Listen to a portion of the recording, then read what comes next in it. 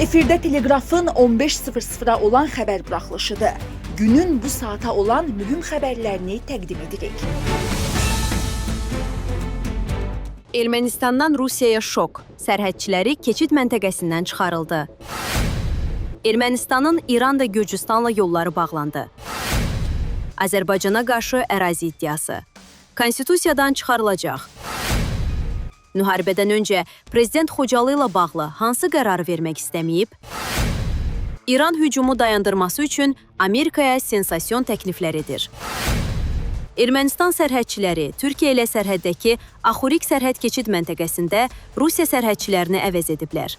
Telegraf xəbər verir ki, bu barədə Ermənistan Nazirlər Kabineti tərəfindən qəbul edilmiş 2021-2026-cı illər üçün hökumət proqramının icrası ilə bağlı hesabatda bildirilib. Mətndə deyilir ki, 1 mart 2025-ci il tarixindən etibarən Türkiyə ilə sərhəddəki Axurik keçid məntəqəsində yalnız Ermənistan Milli Təhlükəsizlik Xidmətinin sərhəd qoşunlarının hərbçiləri xidmət edəcək. 2026-cı ilin əvvəlindən etibarən Axurik keçid məntəqəsi yalnız Ermənistan Milli Təhlükəsizlik Xidmətinin sərhəd qoşunları tərəfindən idarə olunur. Hazırda Ermənistan sərhədində Ermənistan Milli Təhlükəsizlik Xidmətinin sərhəd qoşunlarının tam nəzarəti altında olmayan aktiv sərhəd keçid məntəqəsi yoxdur. Sünikdə güclü qar fırtınası səbəbindən Ermənistan-İran magistralı bağlanıb. Bu barədə Ermənistanın Nəqliyyat Nazirliyi məlumat yayıb. Bildirilib ki, güclü qar fırtınası və zəif görünürlük səbəbindən Sünikdəki Zəngərqorak yolu bütün növ nəqliyyat vasitələri üçün bağlanıb.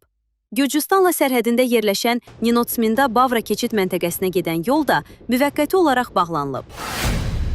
Ermənistanın yeni konstitusiyasının mətni tam olmasa da böyük ölçüdə hazırdır.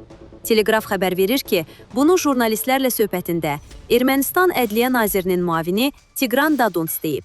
Ümid edirik ki, mart ayı ərzində tam olmasa da bir çox mövzular artıq müvafiq şura tərəfindən müzakirə olunmuş və təsdiqlənmiş olacaq.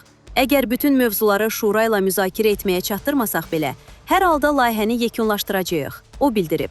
Daduns, mətnin tam hazır olunmasından sonra ictimai müzakirəyə təqdim olunacağını da açıqlayıb.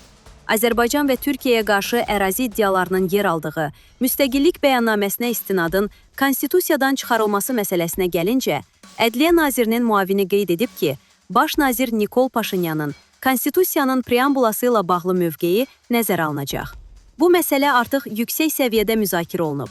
Baş nazir də bu barədə danışıb və biz də hökumət nümayəndələri kimi bunu nəzərə alırıq. Bu məsələni artıq müzakirə etmirik. Xocalı şəhərində açılışı olan soyqırımı memorialı layihəsi müharibədən öncə hazırlanıbmış. Bakıda qoyulması üçün yer də seçilibmiş və inşa edilməsi üçün təkcə prezidentin qərarı lazım imiş. Amma Əliyev hər dəfə qərar verməkdən imtina edib. Bugün Xocalı şəhərində memorialın açılışı zamanı özü onu qərar verməkdən çəkindirənin nə olduğunu açıqlayıb. Məni hər dəfə nə isə bundan çəkindirirdi. Sonra başa düşdüm o nə idi. O da inam idi ki, gün gələcək və bu memorial kompleksi biz Xocalıda quracağıq və belə də oldu. Hərbi güc, iqtisadi potensialı, siyasi manevrlər. Bütün bunlar prosesin təfərrüatlarıdır.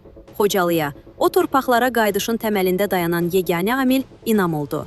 Lakin etiraf edək ki, ümidimiz ölməsə də, heç birimiz prezident qədər inamamışıq. Bizdə, bütün cəmiyyətdə tədricən zəiflədiyi halda Əliyev inamının gücünü saxlayıb. Soyqırımı memorialı ilə bağlı detal bunun təsdiqidir.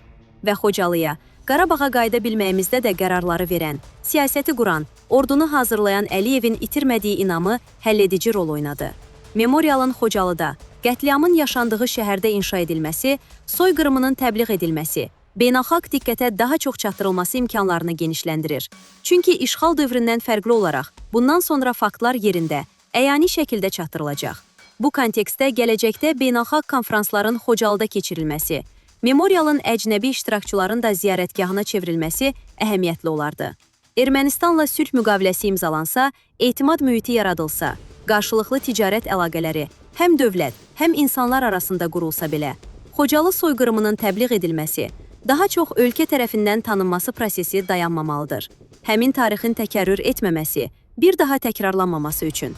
Siyasi şərhçi Asif Nərmanlı.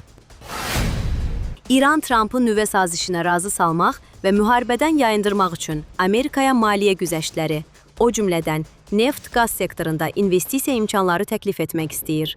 Bu barədə Financial Times nəşri yazıb. İranın təklifləri ilə tanış olan diplomatlardan biri nəşrə bildirib ki, Tehran maliyyə qazancı vəd edən sövdələşmə təqdim edir.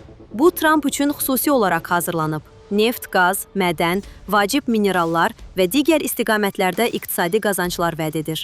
Amerikanın İranın neft-qaz sənayesinə investisiya yatırması müzakirə olunub. Lakin Vaşinqtona heç bir rəsmi təklif verilməyib, nəşr yazır. Yüksək vəzifəli Amerikalı rəsmi qeyd edib ki, İranın belə bir istəyi gündəmdə olsa da, Tehran Vaşinqtona rəsmi şəkildə heç nə bildirməyib. Bu arada, Amerika prezidenti Donald Trump İranın heç vaxt nüvə silahına sahib ola bilməyəcəyini elan edib və razılaşma üçün Tehrana 15 gün vaxt verib.